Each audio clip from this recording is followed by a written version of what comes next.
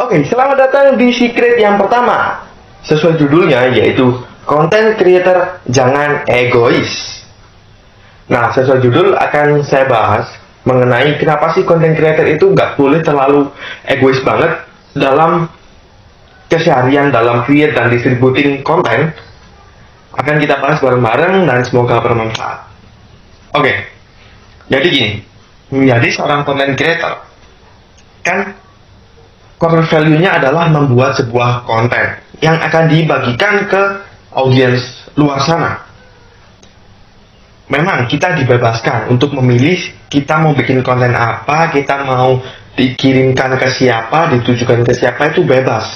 Tapi dalam konteks kali ini saya ingin nih teman-teman semua, konteksnya ini adalah content creator yang ingin benar-benar bisa mulai menghasilkan income dari online, membangun personal branding juga. Habis itu membuat setiap konten itu ada value-nya. Jadi audiens setelah menginvestasikan dan membuang kuota mereka untuk menonton konten kita, mereka bisa mendapatkan sesuatu dari sana. Karena ini akan ketiga poin ini adalah keuntungan utama, salah satu keuntungan utama yang akan kita dapatkan ketika kita menjadi content creator yang next level. Nah, oleh karena itu, di sini saya himbau kepada teman-teman semua, untuk content creator ini spesifiknya adalah bukan content creator yang bikin konten secara umum, bikin konten bebas kayak gitu, tapi di sini fokusnya adalah membuat konten sesuai niche dan bidang yang teman-teman tentukan sendiri. Jadi kita harus tahu bidang yang akan kita pilih ini memiliki peluang apa, memiliki problem apa yang akan kita selesaikan dan kita bantukan membuat kontennya, lalu kita bagikan, siapa tahu konten itu bisa memberikan solusi dan bisa membantu permasalahan audiens kita menjadi terselesaikan. Nah, untuk membuat konten yang seperti itu adalah kita nggak boleh nih terlalu egois dengan kita mau bikin konten ini, kita mau bikin, saya maunya ini, saya maunya itu. Kita bisa melakukan hal itu, tapi di sini kita nggak boleh terlalu egois. Karena apa? Karena kita goalsnya konten ini adalah memberikan suatu value kepada market. Habis itu kita ingin nantinya kita akan bangun bisnis online kita, maka kita harus mendapatkan perhatian dari target market yang sudah kita tentukan. Salah satu contoh yang paling utama kenapa content creator jangan egois adalah ketika membuat sebuah konten. Ketika membuat sebuah konten adalah sebuah irisan antara lingkaran passion kita ataupun sesuatu yang kita sukai ataupun yang akan kita modal kita sesuai dengan diri kita. Selanjutnya irisannya yang kedua adalah keinginan market, kebutuhan market. Dua lingkaran itu akan digabungkan, nanti akan menemukan sebuah potongan irisan. Nah, irisan itulah yang dinamakan konten yang market fit, sesuai dengan market dan sesuai dengan passion kita. Contohnya kayak gini, saya passionnya di bidang digital marketing, tapi saya lebih spesifik membahas tentang konten marketing strategi.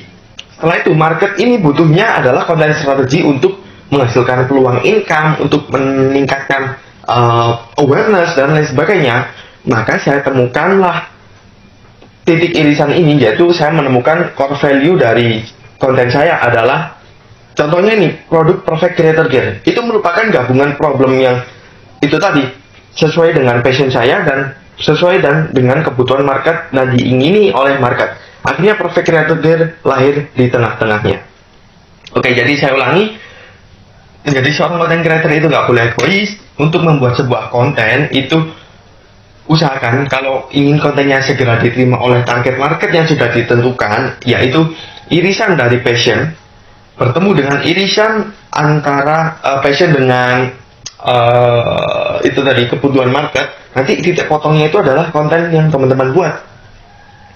Oke, jadi dengan begitu nanti kita bisa membuat konten yang market fit dan sesuai dengan kondisi market. Nantinya itu akan ngaruh banget buat perkembangan personal branding kita. Kita akan dikenal apa, kita akan dikenal siapa, kita akan dikenal seperti apa oleh market dengan kita melakukan itu tadi, perpotongan lingkaran, terus kita fokus pada titik tengah itu. Oke, sekarang PR-nya buat teman-teman semua di bidang yang teman-teman jalani sekarang, bidangnya itu passionnya itu apa, market butuhnya apa, terus jadikan itu sebagai core value dari konten teman-teman. Jadi teman-teman ini bisa fokus pada satu bidang dulu, karena kita fokusnya adalah untuk pemula yang masih awam banget, yang masih merintis dari nol. Itu pasti diusahakan untuk fokus pada satu bidang tertentu. Misalnya, saya fokus pada bidang konten marketing strategi. Setelah saya benar-benar brandingnya kuat di situ, lama-kelamaan nanti akan saya lebarkan sayap saya ke topik yang lebih umum lagi. Jadi kita fokus pada spesifik satu topik, habis itu nantinya kita akan melebarkan sayap seperti itu. Goalsnya kayak gitu ya teman-teman. Sekarang PR-nya itu tadi, tentukan passionnya, market butuhnya apa, lalu jadikan itu sebagai ide-ide konten ataupun core value dari sosial medianya adalah konten itu sendiri, pertemuan antara passion dengan kebutuhan market.